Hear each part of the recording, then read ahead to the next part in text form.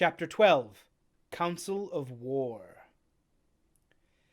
There was a great rush of feet across the deck. I could hear people tumbling up from the cabin and the forecastle, and slipping in an instant outside my barrel. I dived behind the foresail, and made a double towards the stern, and came out upon the open deck in time to join Mr. Hunter and Dr. Livesey in the rush for the weather bow. There all hands had already congregated. A belt of fog had lifted almost simultaneously with the appearance of the moon. Away to the southwest of us we saw two low hills, about a couple of miles apart, and rising behind one of them a third and larger hill, whose peak was still buried in the fog. All three seemed sharp and conical in figure.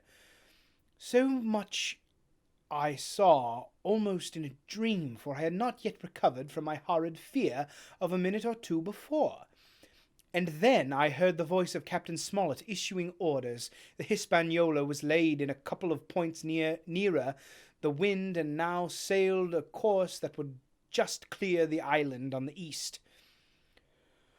"And now, men," said the captain, when all was sheeted home, "has any one of you ever seen that land ahead?"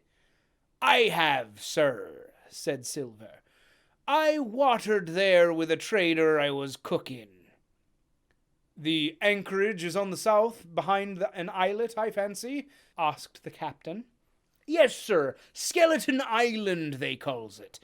It were a main place for pirates once, and a hand we had on board knowed all their names for it.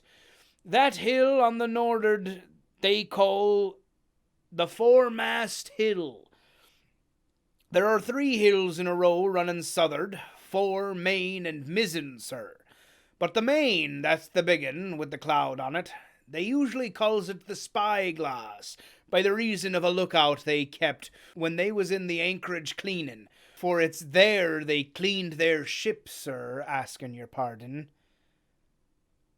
"I have a chart here," says Captain Smollet. "See if that's the place." Long John's eyes burned in his head as he took the chart, but by the fresh look of the paper I knew he was doomed to disappointment. This was not the map we found in Billy Bones's chest, but an accurate copy, complete in all things, names and heights and surroundings, with the single exception of the red crosses and the written notes. Sharp as must have been his annoyance, Silver had the strength of mind to hide it. "Yes, sir," said he. "This is the spot, to be sure, and very prettily drawed out. Who might have done that, I wonder? The pirates were too ignorant, I reckon. Aye, here it is. Captain Kidd's Anchorage, just the name my shipmate called it. There's a strong current runs along the south, and then away nor'ard up the west coast." "Right you was, sir," says he, "to haul your wind and keep the weather of the island, leastways, if such was your intention as to enter and careen, and there ain't no better place for that in these waters." "Thank you, my good man," says Captain Smollet. "I'll ask you later on to give us a help. You may go."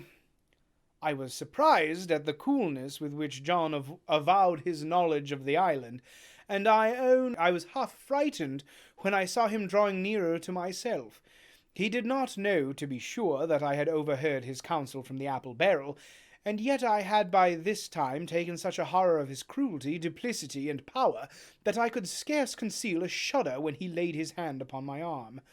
"Ah," says he, "this here is a sweet spot, this island, a sweet spot for a lad to go ashore on.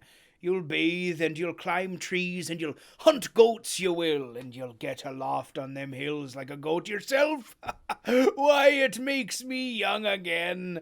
I was going to forget my timber leg, I was. Oh, it's a pleasant thing to be young and have 10 toes, and you may lay to that. When you want to go a bit of exploring, you just ask old John, and he'll put up a snack for you to take along." And clapping me in the friendliest way upon the shoulder, he hobbled off forward and went below. Captain Smollet, the squire, and Dr. Livesey were talking together in the quarter-deck, and anxious as I was to tell them my story, I durst not interrupt them openly. when I was still casting about in my thoughts to find some probable excuse, Dr. Livesey called me to his side. He had left his pipe below, and being a slave to tobacco, had meant that I should fetch it.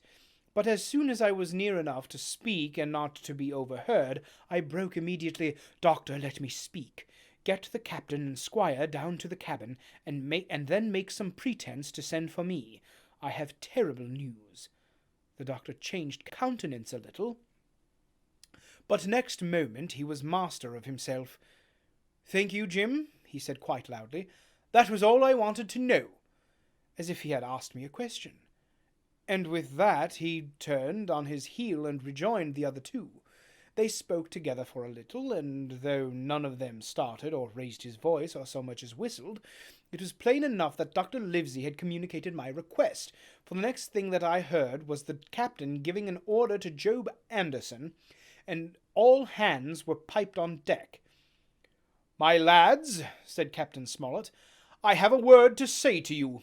This land that we have sighted is the place we have been sailing for.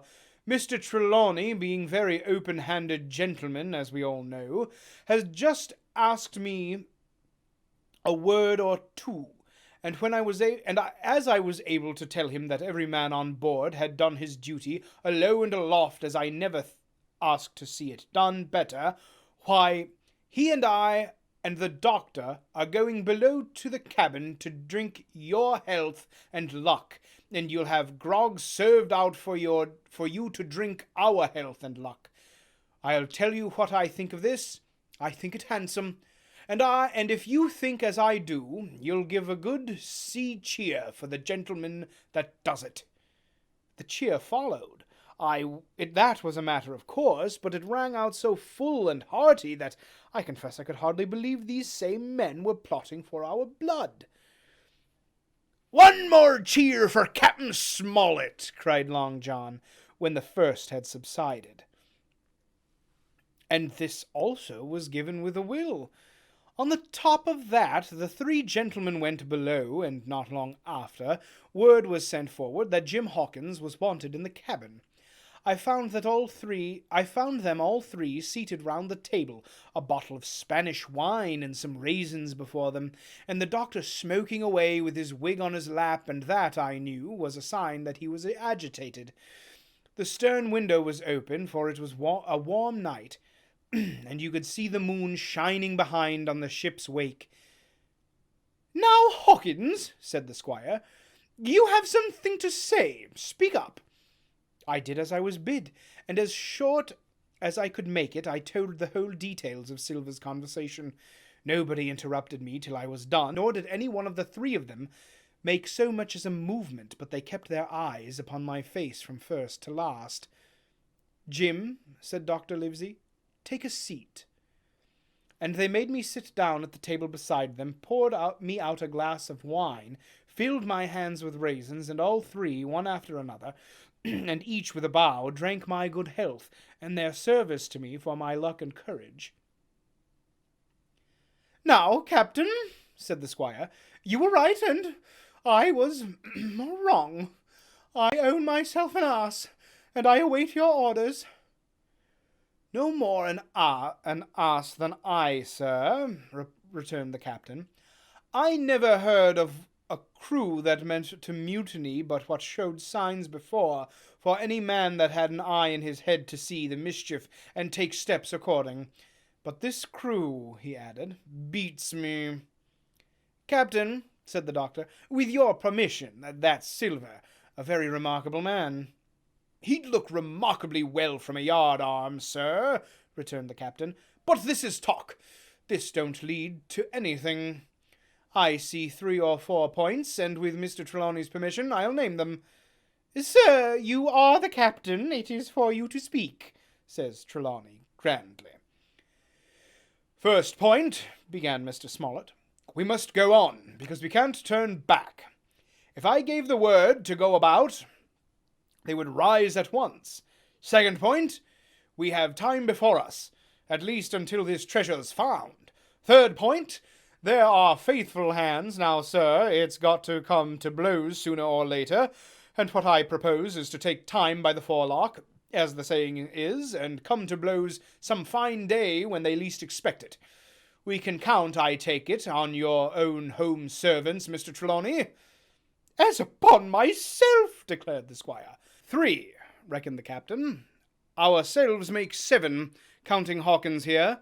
Now, about the honest hands?" "They're most likely Trelawney's own men," said the doctor. "Those he had picked up for himself before he lit on Silver." "Nay," replied the squire, "Hans was one of mine." "I did think I could have trusted Hans," added the captain. "And to think that they're all Englishmen," broke out the squire. "Sir, I could find it in my heart to blow up the ship." "Well, gentlemen," said the captain, "the best I can say is not much. We must lay to, if you please, and keep a bright lookout. It's trying on a man, I know. It would be pleasanter to come to blows, but there's no help for it till we know our men. Lay to, and whistle for a wind, that's my view." "Jim here," said the doctor, "can help us more than anyone. The men are not shy with him, and Jim is a noticing lad." "Hawkins, I put prodigious faith in you," added the squire. I began to feel pretty desperate at this, for I felt altogether helpless, and yet by an old train of circumstances it was indeed through me that safety came. In the meantime, talk as we pleased, there were only 7 out of the 26 on whom we knew we could rely, and out of these 7 1 was a boy, and that the grown men on our side, so that the grown men on our side were 6 to their 19.